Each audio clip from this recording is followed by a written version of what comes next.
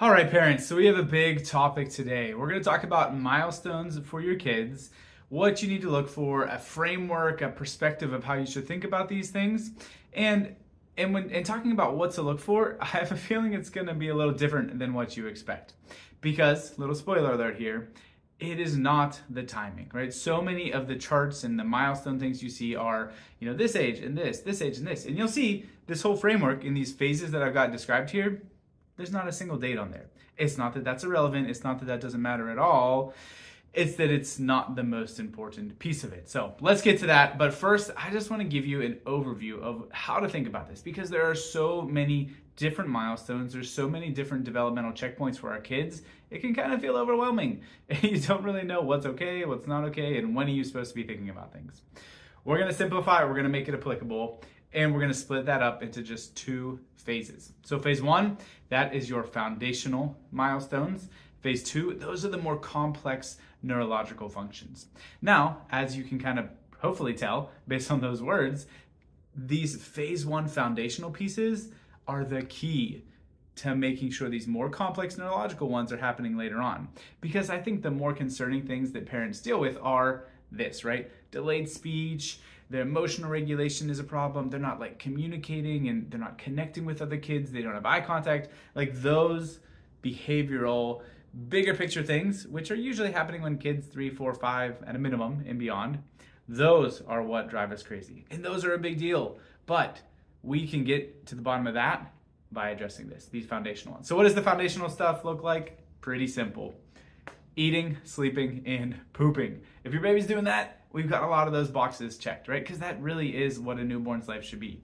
Eating, that means that we need to be latching okay, right? Babies should be able to intuitively, instinctively breastfeed right away.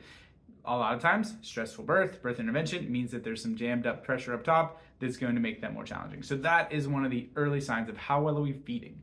That also means spitting up, right? Is that staying down? Is it being digested? Are we gassy? Are we bloated? Are we fussy? Or is that proceeding, through the other end, okay? Which is what poop should be, right? So if we're eating well, hopefully we're pooping well too.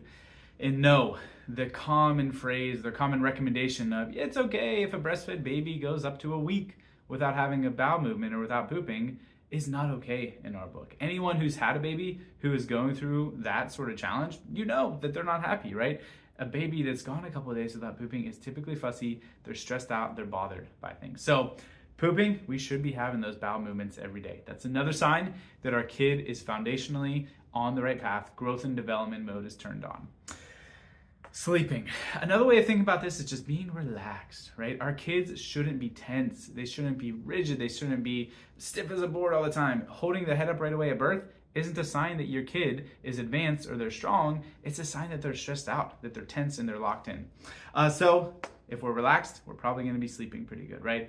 It shouldn't be a constant battle to get them to sleep, a constant frustration and this unending struggle to get your kid to rest. Eating, sleeping, pooping. There's one more big piece of this, and that is motor control. Movement is crucial. Movement is really the piece of this that drives all of those other complex neurological functions because movement stimulates the brain.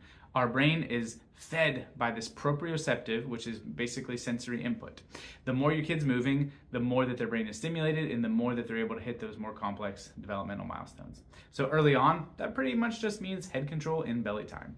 As much time as your kid can spend on their belly, or at least not on their back, right? Because maybe baby wearing, laying kind of on your arm on their belly. There's a lot of different variations of not on the back time. It doesn't have to be just flat on a playmat on their belly.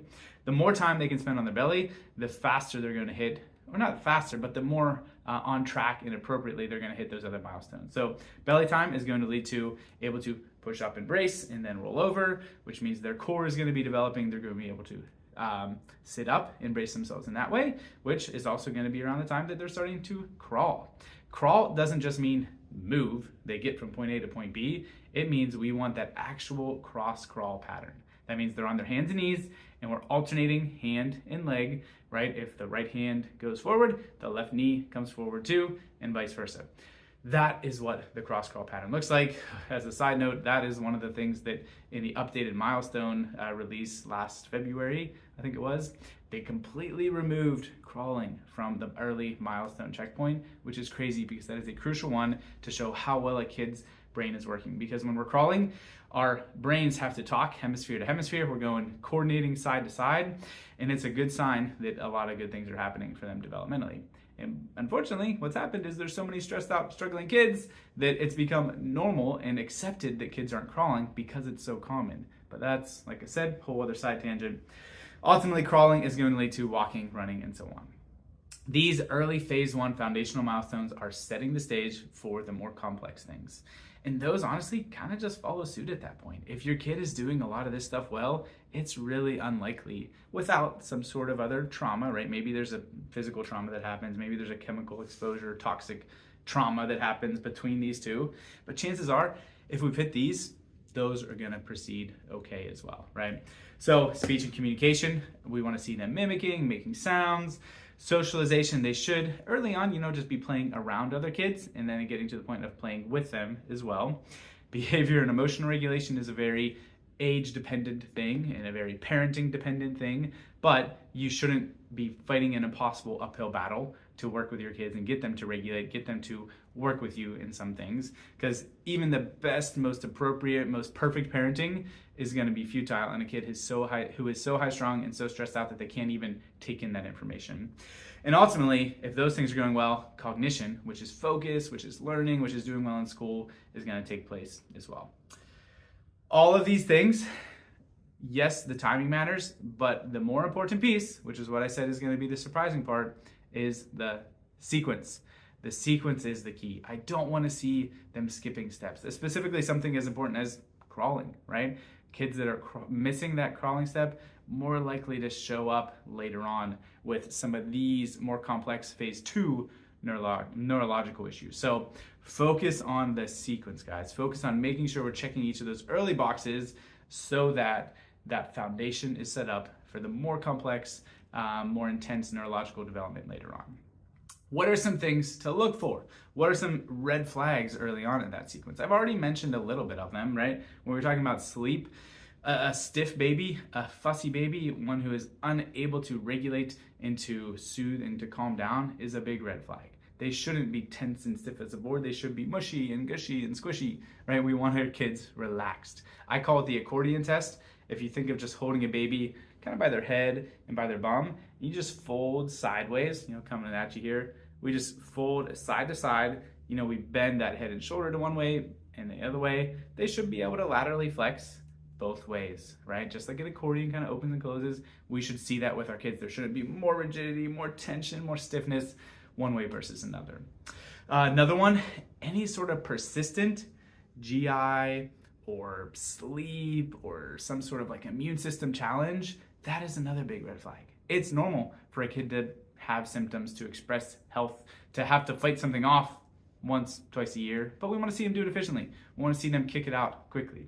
It's normal for a kid to have to work through sleep challenges and to have some of those temporary things, but the persistent, recurring over and over and over again ones are the times that we are starting to get stressed out and starting to wonder, maybe this isn't just a normal kid's developmental timeline, it's them dealing with some extra stress and extra concerns. More in kind of this end of phase 1 into phase 2 phase, poor eye contact, not imitating sounds, not kind of playing back and forth with you, copying your stuff, not smiling, not engaging. Those are all issues as well and things that we don't want to ignore because it's signs that there's some sort of deeper stress going on. Where is that coming from? What does that look like? Typically, it is in that ANS, or the autonomic nervous system, in that gas versus brake regulation center. It's their system has shifted into a stressed out fight or flight sympathetic tone instead of being in this optimal balance state.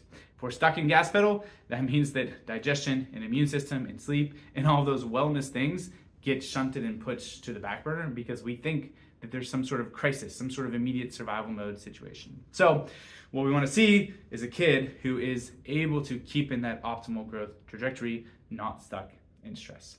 Typically, the early life indicators of that would be some sort of pregnancy, stressor, and challenge, maybe in utero constraint, maybe extra life stress for mom during pregnancy or the family, Birth trauma, birth intervention is a big one. If we're yanking a baby out by their head and neck, or there's a stressful birth process, that is going to affect this key upper neck regulation center, which is where the vagus nerve lives, which is where all of these wonderful growth and development functions are coming from.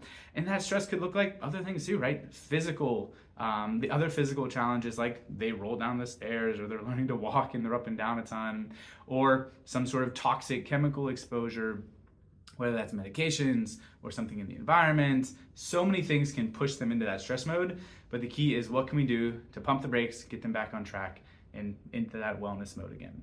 Scans are everything for that. The technology we use at Thrive helps us measure and answer that question. We can say, hey, what is going on with this kid? Are they actually stuck in survival mode, or are they in that optimal state? And those scans let us quantify and objectively measure and track all of that, so we have a game plan to get them out of it. So, that's a lot of information, guys. I hope that helps you understand milestones better. It probably brings up other questions. Please comment here, send us a message, reach out. We'd love to chat more, maybe about something specific going on with your kid, or if you just want to find out, is this what they're dealing with as well? Because maybe they're in this early phase where it's hard to tell. That's where scans are crucial. They can let us look a layer deeper, and we can see things before it starts actually showing up as issues and delays. Thank you for listening, guys. Can't wait to meet you in the office soon and help your family thrive.